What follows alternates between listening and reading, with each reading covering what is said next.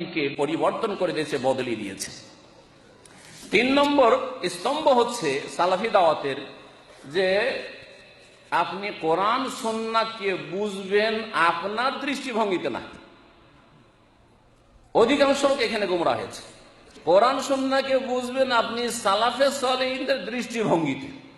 এই কোরআনে কারিমের আয়াতটি অথবা রাসূলুল্লাহ সাল্লাল্লাহু আলাইহি ওয়াসাল্লাম এই হাদিসটি খোলাফায়ে রাশেদিন কিভাবে বুঝেছেন, আবু বকর কিভাবে বুঝেছেন, ওমর কিভাবে বুঝেছেন, ওসমান কিভাবে বুঝেছেন, আলী কিভাবে বুঝেছেন, অন্যান্য আশরায়ে মুবাশশারা কিভাবে বুঝেছেন, বদরি সাহাবীরা কিভাবে বুঝেছেন, মুহাজিরিনরা কিভাবে বুঝেছেন, আনসাররা কিভাবে বুঝেছেন, আর তারপরে তাবেঈনরা, বড় বড় উলামায়ে কেরাম, আইম্মায়ে কেরাম ছিলেন তাবেঈনদের মধ্যে, তারা কিভাবে বুঝেছেন।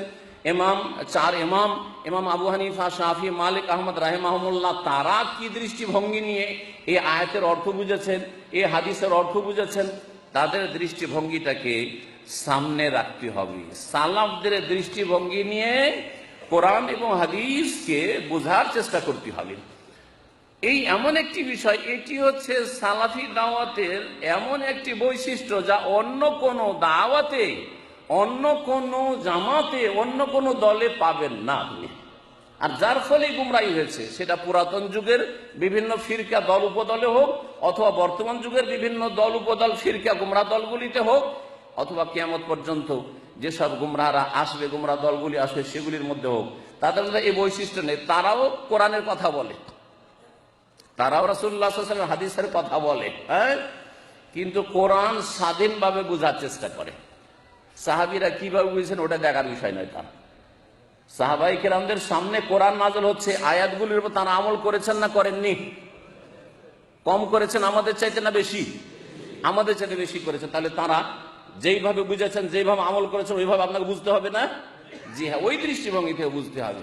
যদি বলেন না না না না এটার অর্থ এইরকম, অথচ এই অর্থের হদিস কোন সাহাবী থেকে পাওয়া যাচ্ছে না, কোন তাবেঈ থেকেও পাওয়া যাচ্ছে না, আর আপনি এই রকমের ব্যাখ্যা করছেন, কোরআনে কেউ তাফসীর করছেন, কোরআন আয়াতের অথবা হাদিসের আপনি ব্যাখ্যা করছেন, যেটা অপব্যাখ্যা, যেটাকে তাহরিফ বলা হয়। কোরআনে কারিমের শব্দ তো বদলাতে পারেনি বিদআতপন্থীরা, কিন্তু তারা অর্থ বিকৃত করেছে, অর্থে তারা রদবদল করার চেষ্টা করেছে। তাহরিফে লফজি করতে পারে, কিন্তু তাহরিফে মানবী করেছে, অর্থের দিক থেকে তারা বিকৃতি ঘটাবার চেষ্টা করেছে। এইভাবে বিভিন্ন রকমের বিদআত ধর্মের নামে ছড়িয়েছে, আর বিদআতি দল পয়দা হয়েছে। প্রাচীন যুগে খারেজি পয়দা হওয়া, তারপরে আপনার রাফেজি পয়দা হওয়া, আর তারপরে যতগুলি জাহমিয়া আর মুতাজিলা আর যত জাবরিয়া, কাদরিয়া, যত ফিরকা, এই ফিরকাগুলি গোমরা হয়েছে শুধু এই পয়েন্টটিতে, তারা কোরআন এবং হাদিসকে স্বাধীনভাবে বুঝবো, যুক্তি দিয়ে বুঝবো। নবী সাল্লাল্লাহু আলাইহি ওয়াসাল্লামের সাহাবীরা কিভাবে বুঝেছেন না, সেটা দেখার বিষয় না, যার ফলে তারা গুমরাহ হয়েছে। এইরকমই নতুন যুগের কথা বলি, বর্তমান যুগে যতগুলি ফিরকা গুমরাহির শিকার হয়েছে, আংশিক হোক অথবা পুরাপুরি হোক, কেউ আংশিক গুমরাহির শিকার আর কেউ পুরোপুরি গুমরাহির শিকার, এই দলগুলি ঠিক এইভাবে গুমরাহ হয়েছে। কোরআন হাদিসকে বুঝবে স্বাধীনভাবে। যেমন কিছু দল আছে, তারা নিজেরাই তাফসীর করে, বসে যাবে তাদের সাপ্তাহিক বা মাসিক বৈঠকে, নিজেরাই তাফসীর করবে। কেউ তাদের মধ্যে আলেম নাই, কলেজ ইউনিভার্সিটিতে লেখাপড়া করেছে, আর তারপরে তোমাকে এই সূরার তাফসীর করতে হবে, এই আয়াতের তাফসীর করতে হবে, সব তাফসীর করছে। জি, যেই দল যেই উদ্দেশ্য রাখে, যেই টার্গেট রাখে, ওই রকমের তাফসীর করে। যাদের রাজনৈতিক উদ্দেশ্য আছে, তখন ওই রাজনৈতিক তাফসীর করে, যার ফলে তখন ওই রাজনৈতিক তাফসীরের কিতাবগুলি শুধু পড়ার জন্য তারা অ্যাডভাইস করে যে অমুক তাফসীরটা পড়বেন, অমুক তাফসীরটা পড়বেন, এই কাজ করে। আশা করি আপনারা বুঝতে পারছেন। আর যারা অন্য রকমের রয়েছে, তারা অন্য রকমের তাফসীর করে। যেমন যারা বিভিন্ন রকমের বেদাতি জিকির আজকারে রয়েছে, তখন ওই জিকির আজকারের আয়াতগুলি, আর তারপরে এই ধরনের তাজকিয়া নাফস, আত্মার পরিশুদ্ধির আয়াতগুলিকে তারা ওই সুফিদের সুফিয়ানা তাফসীর করে, বিদাতি সুফিদের তাফসীর করে, সাহাবায়ে কেরামদের তাফসীর তখন তারা করে না। জি, আত্মার পরিশুদ্ধি সম্পর্কে তখন নিজের খেয়াল খুশি তারা তাফসীর করে, যার ফলে গুমরাহির শিকার হয়। আর একটি দলের কথা বলা অত্যন্ত জরুরি, যেটা আজকালকার জামানায় মুসলিমদের মধ্যে বড় ফিতনা, সেটা হচ্ছে খারেজি। পুরাতন যুগের খারেজি আর নতুন যুগের খারেজি। নতুন যুগের খারিজিরা ঠিক ওইভাবেই গুমরা হয়েছে। কোরআনের কথা তারাও বলে, কোরআন আয়াত, জিহাদ করবে, লড়াই করবে, হ্যাঁ, এ আয়াত পড়ে, হাদিস পড়ে, কিন্তু কোরআনের আয়াত এবং হাদিসটা কিভাবে নবী সাল্লাল্লাহু আলাইহি ওয়াসাল্লাম সাহাবায়ে কেরামদেরকে বুঝিয়েছেন, তার কথার দ্বারা, তার আমল দ্বারা, প্র্যাকটিক্যাল করে, এবং সাহাবায়ে কেরামরা এই আয়াতগুলির ওপর, হাদিসগুলির উপর কেমন ভাবে আমল করে বাস্তবায়ন করেছেন, সেটা দেখার বিষয় না। চার ইমাম এবং মুহাদ্দিসিন, ইমাম বুখারী, মুসলিম ইত্যাদি আইম্মায়ে মুহাদ্দিসিন, তারা কিভাবে এই হাদিসগুলি বুঝেছেন, আয়াতগুলি বুঝেছেন, এটা দেখার বিষয় নয়। একটি আয়াত নিয়ে নিল আর তারপরে নিজেই তাফসীর করা শুরু করলো, আর রাস্তায় 18 বছর, 20 বছর, 22 বছর বয়স, রাস্তায় বেরিয়ে গেল আর বলছে যে এখন আমি জিহাদে নিয়েছি। জি, এরা এইভাবে নতুন যুগের খারিজি পয়দা হচ্ছে। কেন? তারা নবী মুহাম্মদ রাসূলুল্লাহ সাল্লাল্লাহু আলাইহি ওয়াসাল্লামের সাহাবায়ে কেরাম, যারা সালাফ, তাবেঈন, তাবা তাবেঈন, যারা সালাফ, তাদের দৃষ্টিভঙ্গিতে কোরআন এবং হাদিস বুঝে না। একটু ক্লিয়ার না করলে আর বুঝবেন না। নবী করিম সাল্লাল্লাহু আলাইহি ওয়াসাল্লামের যুগে জিহাদের জন্য হুকুম কে করতেন? নবী মুহাম্মদ রাসূলুল্লাহ। বদরে, ওহুদে, মক্কা বিজয় যেতে হবে, কে এই হুকুমটা করতেন? কে করতেন? একজন না দুইজন? একজন, তিনি হচ্ছেন মুহাম্মদুর রাসূলুল্লাহ সাল্লাল্লাহু আলাইহি ওয়াসাল্লাম। আর কেউ করতো? কখনো জিহাদের জন্য আবু বকর একাই বেরিয়ে গেল বিনা হুকুমে, ভালো কাজে তো যাচ্ছি, আবার নবীর হুকুম নেওয়ার দরকার কি? করেছেন নাকি? না, কখনো করেন নাই। তারপরে নবী মুহাম্মদ রাসূলুল্লাহ সাল্লাল্লাহু আলাইহি ওয়াসাল্লামের তিরোধানের পরে খলিফা হলেন কে? আবু বকর সিদ্দিক রাদিয়াল্লাহু। আবু বকর সিদ্দিক রাদিয়াল্লাহু তাআলা আনহুর যে জামানা, অল্প জামানা, 2 বছর 3 মাস 10 দিন মোটামুটি, এই দিনগুলিতে কোন জিহাদের হুকুম, জিহাদের নেতৃত্ব দেওয়ার জন্য বেরিয়ে গেলাম, আবু বকরকে জিজ্ঞাসা করার দরকার কি? উনি না করলে আমাকে করতে হবে না, আমি বেরিয়ে যাব। ওমর বেরিয়েছেন, ওসমান বেরিয়েছেন, আলী বেরিয়েছেন রাদিয়াল্লাহু আনহু আজমাইন, কেউ বেরোননি। যতদিন তিনি খলিফা, হুকুম করবেন কে? দেশের শাসক হুকুম করবেন। খলিফা হচ্ছে দেশের শাসক, তিনি হুকুম করবেন। ওমরের জামানায় ওসমান কোন হুকুম করেছেন যে চলো জিহাদ যেতে হবে? করেছেন? করেন নাই। উসমান রাদিয়াল্লাহু তাআলার জামানায় আলী হুকুম করেছেন যে চলো আমি যাবো জিহাদ। উসমানকে আবার জিজ্ঞাসা করার কি প্রয়োজন? করেছেন?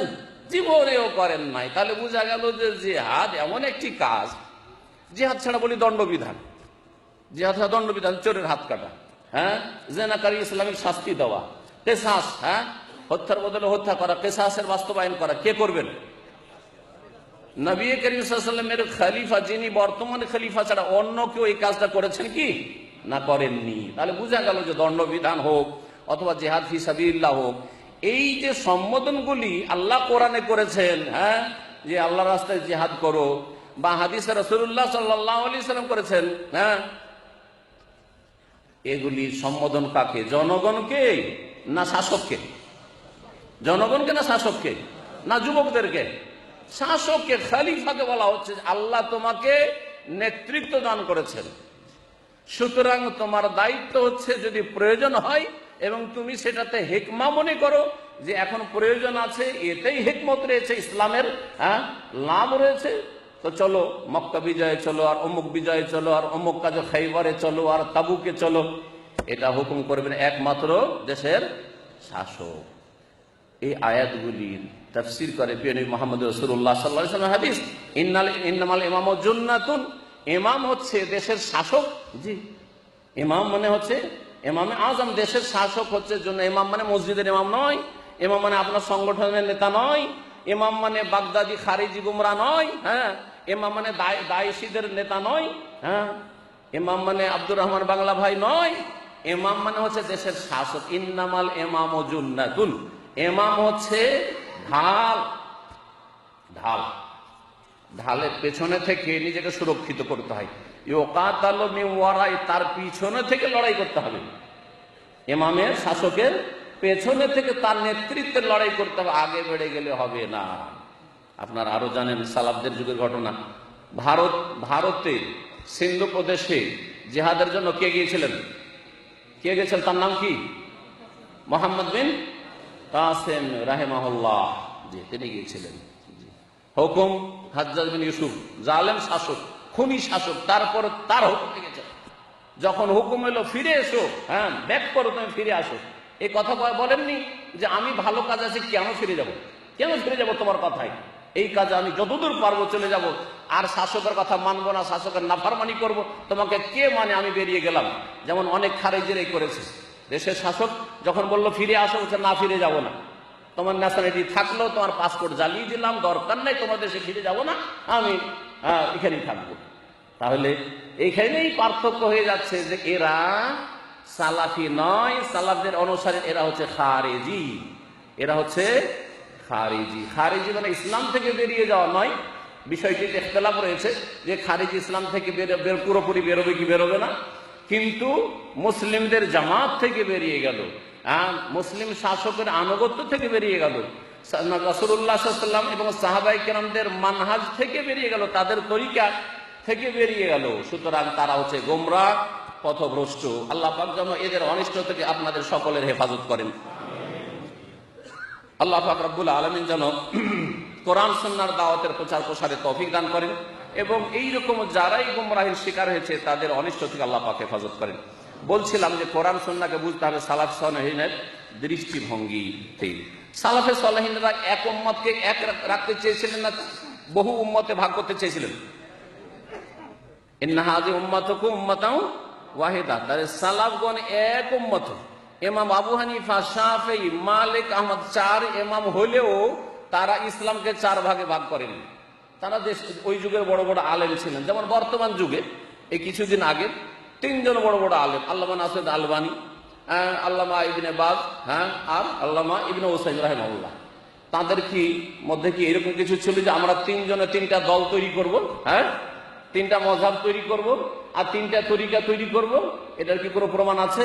যেমন প্রমাণ এইসব উলামায়ে কেরাম থেকে নেই, ঠিকই তেমনই প্রমাণ চার ইমাম আবু হানিফা, শাফিঈ, মালিক, আহমদ রাহিমাহুল্লাহ থেকে নেই। তারা সকলেই একই দিনের খাদেম ছিলেন, একই দিনের তারা খাদেম ছিলেন। তাদের উদ্দেশ্য ছিল যেই দিনের উপর রাসূলুল্লাহ সাল্লাল্লাহু আলাইহি ওয়াসাল্লাম ছেড়ে গেছেন সেই দিনের খেদমত করা, উম্মতকে চার ভাগে ভাগ করা না। এই তো ভাগ করা হইল, আর তারপরে এমন গোড়ামি শুরু হলো যে আমরা তোমাদের চাইতে বেশি সংখ্যায়, সুতরাং আমাদেরটাই মানতে হবে, ওইটা চলবে না। এই শুরু হলো, মযহাবী গোড়ামি শুরু হলো। তারপরে আরো চার ভাগে ভাগ করা হইলো, সুফিদের চার ভাগে, চিশতিয়া, কাদেরিয়া, সাহারওয়ারদিয়া আর নকশবন্দিয়া ভাগ করা হইলো। আর তারপরে এই চার থেকে বহু শাখা প্রশাখা করে 126 তরিকা পয়দা করা হইলো। এইভাবে এক উম্মতকে ইন্নাল্লাযীনা ফাররাকু দীনাহুম ওয়া কানু শিয়া'আন লাস্তা মিনহুম ফি শাই'ইন, এই দ্বীনকে ছিন্ন ভিন্ন এরা করে ফেলেছে। আল্লাহ বলছেন, হে নবী মুহাম্মদ সাল্লাল্লাহু আলাইহি ওয়াসাল্লাম, যারা এই দ্বীনকে ছিন্ন ভিন্ন করে দিয়েছে, মুসলিমদেরকে বিভক্ত করেছে, তাদের সাথে তোমার কোনো সম্পর্ক নেই, কোনো সম্পর্ক তাদের সাথে নেই। ইন্নামা আমরুহুম ইলাল্লাহ, তাদের বিচার আল্লাহর জন্য ছেড়ে দাও, আল্লাহ পাক তাদেরকে দেখে নেবেন। আল্লাহ পাক রব্বুল আলামিন যেন আমাদেরকে সহি পথে চলার তৌফিক দান করেন।